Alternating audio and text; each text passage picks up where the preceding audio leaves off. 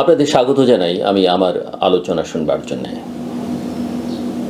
গত 17ই অক্টোবর ঢাকার জাতীয় সংসদ ভবনের সামনের সাউথ প্লাজায় বাংলাদেশের মানুষ এক অতি কথনের, এক প্রাক অতি নাটকের একটা ফ্লপ শো দেখল। কারো কারো ভাষায় কোট আনকোট এটা একটা ঐতিহাসিক অভূতপূর্ব ঘটনা। বাংলাদেশে নিবন্ধিত রাজনৈতিক দলের সংখ্যা 55। 24টি রাজনৈতিক দল 17 তারিখে ওই বৃষ্টি ভেজা দিনে এই জুলাই চার্টারে স্বাক্ষর করেছে। তার আগে অনেক ঘটনা ঘটেছে, সেখানে জুলাই যোদ্ধাদের বা আহতদের শহীদের পরিবারের সদস্যরা সেখানে আগের রাত থেকে বিক্ষোভ প্রদর্শন করেছেন, সেখানে অগ্নিকাণ্ডের ঘটনা, বিস্ফোরণের ঘটনা ঘটেছে, অনেকে আহত হয়েছেন, এমনকি একটা কৃত্রিমভাবে লাগানো হাত ও রক্ষা পায়নি সেই পুলিশের আক্রমণ থেকে। শেষ পর্যন্ত স্বাক্ষর অনুষ্ঠান শেষ হয়েছে, আমরা অনেক বক্তৃতা শুনলাম, অনেক স্কাউট গার্লস তাদের বাদ্যযন্ত্র শুনলাম, কিন্তু তেমন বড় কোনো আনুষ্ঠানিকতা অর্থে যে প্রচুর লোকজন, মানুষ খুব উৎসাহ নিয়ে সেখানে গেছে সেটা কিন্তু একদমই দেখা যায়নি। তো যেটা বলছিলাম যে 55টি রাজনৈতিক দলের মধ্যে 24টি স্বাক্ষর করেছে। আজকে গণফোরাম আবার স্বাক্ষর করেছে, সংখ্যা দাঁড়ালো 25, অর্থাৎ অর্ধেকেরও কম রাজনৈতিক দল এই জুলাই সনদে স্বাক্ষর করেছে। একটা কথা বলে রাখা ভালো, রাজনৈতিক দলগুলো জনগণের সঙ্গে কাজ করে, কিন্তু যতক্ষণ না তারা নির্বাচিত ততক্ষণ তারা আসলে জনগণের প্রতিনিধিত্ব করে না আমার বিবেচনায়। বিএনপি বা আওয়ামী লীগ বা জাতীয় পার্টি বা জামাত বা এনসিপি কেউ বলতে পারবে না যে তারা জনগণকে প্রতিনিধিত্ব করছে। জনগণকে প্রতিনিধিত্ব করবার জন্য জনগণের ম্যান্ডেট দরকার। তো এই 55টি রাজনৈতিক দলের মধ্যে মাত্র 25টি এখন পর্যন্ত স্বাক্ষর করেছে, আর আপনি সেটাকে জাতীয় ঐকমত্য বলছেন। যে কলম দিয়ে স্বাক্ষর করা হচ্ছে সেই কলম নাকি জাদুঘরে থাকবে, পৃথিবীর সকল দেশের মানুষ এখান থেকে শিক্ষা নেবে, পাঠ্যপুস্তকে বিভিন্ন দেশে এই চার্টার সাইন করবার ঘটনা বা তার আগের যে ডায়ালগ সেটা থাকবে। আমার মনে হয় এগুলো অতিরিক্ত বাড়াবাড়ি কথাবার্তা। এসব কথাবার্তা দিয়ে আসলে সমস্যার সমাধান হবে না। তো এই যে আমি যেটা বলছিলাম যে আমি ওই দিন সোশ্যাল মিডিয়াতে একটা স্ট্যাটাসও দিয়েছিলাম যে অর্ধেকের বেশি মানুষকে বাইরে রেখে ঐকমত্য কীভাবে হয়। অনেকেই দেখলাম আমাকে আবার বকাবকি শুরু করেছেন, আমি আওয়ামী লীগকে ফেরত আনতে চাইছি। আপনি যদি আওয়ামী লীগের প্রসঙ্গটা বাদও দেন, আওয়ামী লীগ তো ধরলাম আমি তার কার্যক্রম সাসপেন্ডেড, কিন্তু বাকি দলগুলো, আর গুরুত্বহীনই যদি হবে সেই দলগুলো, তাহলে নিবন্ধন পায় কী করে? আর নিবন্ধন ছাড়া দলের সঙ্গে যদি ঐকমত্য কমিশন ডায়ালগ করতে পারে, তাদের দিয়ে এরকম একটা ঐতিহাসিক দলিলে স্বাক্ষর করাতে পারে, তাহলে বাকি দলগুলোকে আপনি কীভাবে গুরুত্বহীন করেন, গুরুত্ব না দেন? বাদ দেন সে প্রসঙ্গ। বাংলাদেশের জনসংখ্যার 51% হচ্ছে নারী, পুরুষদের সঙ্গে যে সংখ্যায় তারা বেশি। এই ডায়ালগের মধ্যে আমরা কতজন নারীকে দেখেছি? আমার তো মনে হয় হাতে গুনলে কখনো কখনো 1-2জনকে দেখা গেছে। এখানে কি আমরা ইন্ডিজিনিয়াস কমিউনিটির প্রতিনিধিত্ব দেখেছি? এখানে কি আমরা অন্য ধর্মাবলম্বীদের সেই অর্থে ইভেন প্রপোর্শনাল প্রতিনিধিত্ব দেখেছি? আমরা দেখিনি। সবচেয়ে বড় কথা, যে দলটির যে তরুণদের বা জুলাই অভ্যুত্থানের সামনের সারির যে তরুণরা, তাদের দাবি ছিল এই জুলাই সনদ, তারা অনুপস্থিত, তারা এখানে নেই। আপনি তাদের কথায় 1 বছর ধরে অনেক কিছু করলেন, তাদের যখন দল হয়নি তখন একটা নাগরিক কমিটি, তখন আপনি রাজনৈতিক দলের আলোচনায় তাদের নিয়ে গেলেন, তাদের যখন নিবন্ধন ছাড়াই তাদেরকে এই ডায়ালগের প্রক্রিয়ার মধ্যে আপনি যুক্ত করলেন, অথচ শেষ মুহূর্তে এসে হ্যাঁ আলাপ টালাপ করেছেন, কিন্তু তাদেরকে ছাড়াই জুলাই সনদটি আপনি সাইন করলেন। আপনি আপনার নিয়োগকর্তাদের বাদ দিয়ে করলেন, তার মানে কি নিয়োগকর্তাদের অস্বীকার করলেন আপনি? হাসনাত আবদুল্লাহর একটা পোস্ট আমার খুব ভালো লেগেছে, যে একটাই রিফর্ম হয়েছে, দুটো ছবি দিয়েছেন, প্রধান উপদেষ্টার তাদের সঙ্গে একটা ছবি আর তার পরের সনদ স্বাক্ষর অনুষ্ঠানে প্রধান উপদেষ্টার একটা ছবি, সেখানে তারা নেই, অন্যরা আছে। তো এই দৃশ্য কি বলল? প্রয়োজনে সুবিধা মতো আপনি যে কাউকে ব্যবহার করতে পারেন, যে কাউকে ছুঁড়ে ফেলতে পারেন। আমরা এই আলোচনার মধ্যে মাঝখানে দেখলাম বিএনপি জাতীয় স্থায়ী কমিটির সদস্য সালাউদ্দিন আহমেদ এবং নাহিদ ইসলাম এনসিপি প্রধান, তাদের বিতর্ক। সেই বিতর্কের চাইতে বড় কথা হচ্ছে যে এদেরকে ব্যবহার করে ছুঁড়ে ফেলা দেওয়া হচ্ছে, যেটা নাহিদ বেশ কয়েকবার বলবার চেষ্টা করেছেন। আমি নাহিদদের ধন্যবাদ জানাই, যদিও অন্যান্য রাজনৈতিক দলগুলো যারা সেখানে গেছে তারা তাদের এই না যাওয়াটা, স্বাক্ষর না করাটাকে ভালোভাবে নেয়নি, কিন্তু আমি তাদের অনেক কিছু সমালোচনা করি।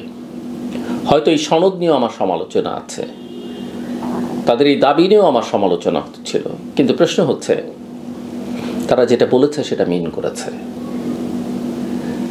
তারা অন্তত মুনাফিকি করেনি, তারা অন্তত এটা, ওই যে যারা বলে যে আমরা পিআর ছাড়া সাইন করব না, আমরা জুলাই সনদের আইনি ভিত্তি ছাড়া স্বাক্ষর করব না বলে আবার সেখানে গিয়ে স্বাক্ষর টাক্ষর করেন, তাদের মতো এই কাজটি করেনি। আমি এখানে তাদেরকে প্রশংসা করতে চাই, এবং এটা রাজনীতির জন্য, রাজনৈতিক নেতাদের জন্য অত্যন্ত গুরুত্বপূর্ণ। সো আমি এই জায়গায় নাহিদ এবং তার দলের প্রশংসাটা করতে চাই, এনসিপির প্রশংসা করতে চাই। মঞ্চে আমরা যা দেখলাম, বিএনপি জামাত পাশাপাশি অনেকে এটাকে রিম্যারেজ বলছেন কিনা, মানে আমরা যেটা খবরাখবর পাই, যেটা দেখতে পাই, যে বিএনপি তো এখন সবাইকে নির্বাচনে আহ্বান জানাচ্ছে, অ্যাজ ইফ তারা ক্ষমতায় সবাইকে আহ্বান জানাচ্ছে। আবার পাশাপাশি বসে এই সনদে স্বাক্ষর করা খারাপ নয়, কিন্তু আমরা যেটা শুনি যে জামাত বিএনপির কাছে ঘেঁষতে চাইছে, আবার বিএনপিও এখন ক্ষমতায় যাওয়ার জন্য এতটাই মরিয়া, কাকে কিভাবে সিট দেবে, কাকে কিভাবে দেবে না, সেগুলো নিয়ে তারা খুবই চিন্তিত। অনেকে মনে করেন যে নির্বাচনটা হওয়ার জন্য দরকার হলে একটা বড় সংখ্যক আসন তারা সবাইকে ছেড়েও দিতে পারে, অনেক কিছু হতে পারে। তবে এই যে রিম্যারেজ যেটাকে আমি বলছি এই দুপক্ষে, সেটা যদি হয়, জামাত হয়তো রাজনৈতিকভাবে সব দিক থেকে লাভবান হবে। বিএনপির খুব লাভ তো আমি দেখি না, বরং এক ধরনের অপমৃত্যু বিএনপির হতে পারে। মধ্যপন্থের রাজনীতির কথা বলা মানে এই নয় আমি সবকুল রক্ষা করে চলব। আওয়ামী লীগ এবং জামাতের একটা বড় মিল আছে, তাদের ডেডিকেশন, কমিটমেন্ট, তারা যা বলে আপনি পছন্দ না করেন, আমি পছন্দ না করি, তারা সেটা পিন করে। আপনি দেখবেন, আপনি যদি আওয়ামী লীগ বা বিএনপির পক্ষে, আওয়ামী লীগ বা জামাতের পক্ষে বিপক্ষে যায়, এরকম সোশ্যাল মিডিয়াতে একটা পোস্ট দিলে আপনি সেটা বুঝবেন। আপনি দেখবেন তাদের পক্ষে গেলে তারা আপনার পক্ষে দাঁড়াবে, তাদের বিপক্ষে গেলে তারা ঝাঁপিয়ে পড়বে। আওয়ামী লীগের ক্ষেত্রে এই ঘটনা দেখবেন, জামাতের ক্ষেত্রে আপনি এই ঘটনা দেখবেন, বিএনপির ক্ষেত্রে এটা দেখবেন। আপনি বিএনপির পক্ষে বলেন, যদি আপনি বিএনপি না করেন, তারা যদি না মনে করে, কিচ্ছু যায় আসে না। আপনাকে যদি আরও 100 জন, 1000 জন, 1 লক্ষ জন আক্রমণ করে, তারা আপনার পক্ষে দাঁড়াবে না। আপনি যদি বিপক্ষে বলেন বিএনপির, সেখানেও তাদের তেমন কোনো প্রতিক্রিয়া আপনি দেখতে পাবেন না। এটা যেমন কেমন যেন একটা চিত্র আমরা বিএনপির ক্ষেত্রে দেখতে পাই। এটা কি তাদের ট্রমা না কি, আমি সেটা বুঝি না। আসলে যে সিট ভাগাভাগির কথাটা বলছিলাম, আমি আগেই বলেছি বহুবার যে এই ছোটো ছোটো দলগুলোকে সিট দিয়ে লাভ নেই, বরং তাদের ইলেকশন ফান্ডে অর্থায়ন করাটা বেটার। আর ছোটো দলগুলোর জন্য আমার একটা পরামর্শ আছে, যদি অন্যের প্রতীক নিয়েই নির্বাচন করতে হয় বড় দলগুলোর, তাহলে আমার মনে হয় ওই বড় দলগুলোতে দলবল নিয়ে ঢুকে পড়া ভালো। হ্যাঁ, তারপরেও বিএনপির বা বড় দলের অন্য বড় দলের একটা সমস্যা হবে যে তার তো দীর্ঘদিন করা ওখানে রাজনীতি করা একটা নেতা আছে বা মনোনয়ন প্রত্যাশী নেতা আছেন। আমার মনে হয় দলের মধ্যে ঢুকলে সেটা না হয় জোর টোর করে ম্যানেজ করা ভালো বা ম্যানেজ করা সম্ভব। এই দলের বাইরে গিয়ে অন্য প্রতীক নিয়ে অন্য আদর্শের কথা বলে আবার ওই দলের প্রতীক ছাড়া আপনি নির্বাচনে দাঁড়াবারই সাহস করবেন না, আমার এটা একটু বেশি চাওয়া। বাংলাদেশের রাজনীতিতে কিছু ক্ল্যারিটি তৈরি করা দরকার, কিছু স্বচ্ছতা পরিচ্ছন্নতা এখন বাংলাদেশের রাজনীতির জন্য খুব জরুরি হয়ে পড়েছে। সো এখন সামনে আসলে আমরা কি দেখতে পাই? প্রধান উপদেষ্টা বলেছেন অবাক করা কথা, তিনি বলছেন যে এতদিন আমরা এই ঐতিহাসিক দলিল তৈরি করলাম সবাই মিলে, সারা পৃথিবী তাকিয়ে আছে, তাকিয়ে থাকবে, স্মরণ করবে, আসুন আমরা নির্বাচনের জন্য আবার ডায়ালগ শুরু করি, আমরা আপনারা করি, পুলিশ টুলিশ দরকার নেই, এরকম একটা ভাব। পুলিশের কথা তিনি উচ্চারণও করেছেন, হয়তো সেনাবাহিনী বা অন্যদের কথা বলেননি, কিন্তু নির্বাচন করতে কেন পুলিশ লাগবে শুনতে ভালো লাগতে পারে, এক ধরনের ইউটোপিয়ান ধারণা, বা আপনি ওই করিডোরে বসে বা উঠানে বসে কোনো একটা এনজিওর হয়ে এই কথা বলতে পারেন। এই স্বপ্ন একটা রাষ্ট্র ব্যবস্থার মধ্যে এবং বাংলাদেশের রাজনৈতিক বাস্তবতা, এই আলোচনা একেবারেই আমি বলবো একেবারে শিশুতোষ আলোচনা। পুলিশ টুলিশ বাদ দেন, আমরা আসেন সবাই মিলে আমরা নির্বাচন করে ফেলবো, একটা উৎসবমুখর নির্বাচন করে ফেলবো। নির্বাচনটা শুধু উৎসবই নয়, নির্বাচনটা একটা সিরিয়াস ইস্যু, অত্যন্ত সিরিয়াস ইস্যু। প্রধান নির্বাচন কমিশনার বলেছেন ডিসেম্বরের প্রথম সপ্তাহে সার্কুলার দেবেন,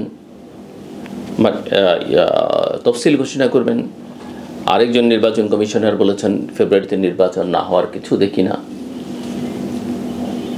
করতে পারলে ভালো, তবে একটাই কথা, নির্বাচনটা যেন ভালো হয়, সেই লক্ষণ কিন্তু খুব একটা স্পষ্ট নয়। ইতিমধ্যেই নানান কিছু নিয়ে মানুষের মধ্যে প্রশ্ন উঠতে শুরু করেছে, সরকার থেকে আশ্বস্ত করা হচ্ছে আজকে ইপিজেডে আগুন, কালকে রাসায়নিক কারখানা আগুন, পরশুদিন বিমানবন্দরে আগুন, এটা কি নাশকতা কিনা মানুষের মধ্যে উদ্বেগ আছে।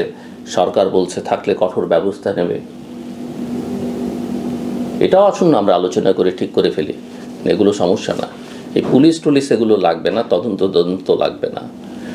আরেকটা বড় প্রশ্ন, বারবার এই প্রশ্ন ঘুরে ফিরে আসবে, যে আন্তর্জাতিক অপরাধ ট্রাইব্যুনালে যে বিচার হচ্ছে সেই বিচারের স্বচ্ছতার প্রশ্নটি, সেই বিচারিক প্রক্রিয়ায় কারা আছে, সেই বিচারিক প্রক্রিয়ায় যাদেরকে অপরাধী হিসেবে যুক্ত করা হচ্ছে তাদের প্রতি ন্যায় বিচার হচ্ছে কিনা, ন্যায় বিচার হবে কিনা, এটা একটা বড় প্রশ্ন।